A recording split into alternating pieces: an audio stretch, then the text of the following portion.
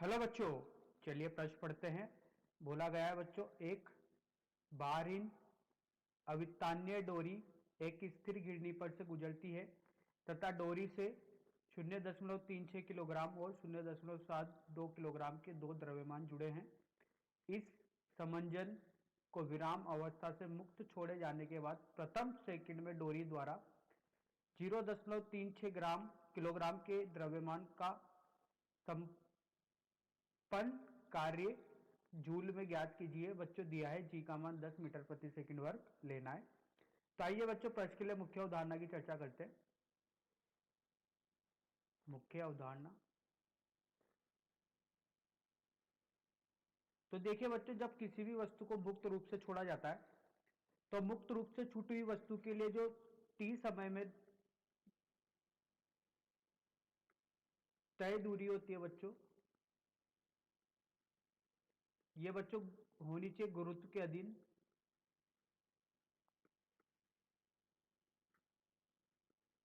तो इस स्थिति में बच्चों द्वितीय समीकरण द्वारा वह दूरी ज्ञात की जा सकती है जो टी सेकंड में तय की गई है।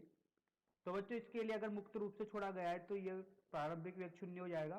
तो दूरी बराबर होगी 1/2 ए टी का वर्ग। अब देखिए बच्चों, कार्य बराबर होता है बच्चों बल गुणा विस्थापन। बल गुणा विस्थापन। तो बच्चों ये दूरी ही विस्थापन के बराबर हो सकती है एक समान गति के लिए। और अगर बल का मान पता हो तो बच्चों कार्य का मान ज्ञात किया जा सकता है। तो आइए बच्चों इस मुख्य उदाहरण के आधार पर प्रश्न को हल करते। देखिए बच्चों,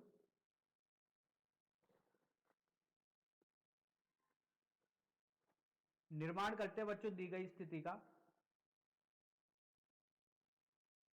तो देखिए बच्चों, यहां से एक एम द्रव्यमान को लटकाया गया है और ये एक दूसरा द्रव्यमान है बच्चों 2m का। तो देखिए बच्चों, m का मान है 0.36 किलोग्राम। तो यही बच्चों 2m हो जाएगा 0.72 किलोग्राम। इसका दुगना है बच्चों m का। तो देखिए बच्चों, इसका भार नीचे की ओर लगेगा, इसका भी भार नीचे की ओर लगेगा। इसकी वजह से बच्चों इसमें तनाव आएगा और बच्चों तनाव का मान समान रहेगा क्योंकि डोरी एक ही होने वाली है। तो पूरे गिरनी से जो डोरी लपट रही है ये एक ही है। तो बच्चों इस स्थिति में इनकी समीकरण बनाते हैं बच्चों प्रत्येक द्रव्यमान के लिए। न्यूटन की गति के द्वितीय नियम से कुल बल बराबर होगा बच्चों द्रव्यमान गुणा त्वरण के। तो पहले द्रव्यमान m के लिए समीकरण का निर्माण करते हैं। तो m के लिए अगर समीकरण का निर्माण करते हैं तो बच्चों इसका त्वरण नीचे की ओर होगा और इसका त्वरण ऊपर की ओर होगा। दोनों के त्वरण समान होंगे बच्चों क्योंकि डोरी भी एक ही है और तनाव का बल का भी मान समान है। तो देखिए इसके लिए जो बनेगी m के लिए होगा t ऋणात्मक mg बराबर ma। और बच्चों 2m द्रव्यमान के लिए जो समीकरण बनेगी तो इसको समीकरण नंबर 1 नाम देते हैं बच्चों। इसके लिए बनेगी 2mg, जिधर त्वरण की दिशा होती है उस बल को पहले लेते हैं बच्चों। तो 2mg ऋणात्मक t बराबर 2ma, ये समीकरण नंबर 2। अब बच्चों यहां से समीकरण नंबर 2 में से एक को घटा देते हैं बच्चों। तो बच्चों समीकरण नंबर 2 में से एक को घटाने पर देखिए यहां पर अपन को त्वरण का मान मिलता है a बराबर g/3। और बच्चों त्वरण का मान किसी भी एक समीकरण में रखते हैं। पहली समीकरण में रखते हैं त्वरण का मान, तो t का मान मिलता है बच्चों 4mg/3 के। त्वरण का मान समीकरण 1 में रखने पर तो देखिए बच्चों इस स्थिति में त्वरण और तनाव बल दोनों के मान आ गए। अब बच्चों टी समय में जैसे प्रश्न में बोला गया है कि मुक्त रूप से छोड़े जाने के बाद 1 सेकंड में डोरी। तो देखिए बच्चों टी सेकंड का मतलब 1 सेकंड में m द्रव्यमान द्वारा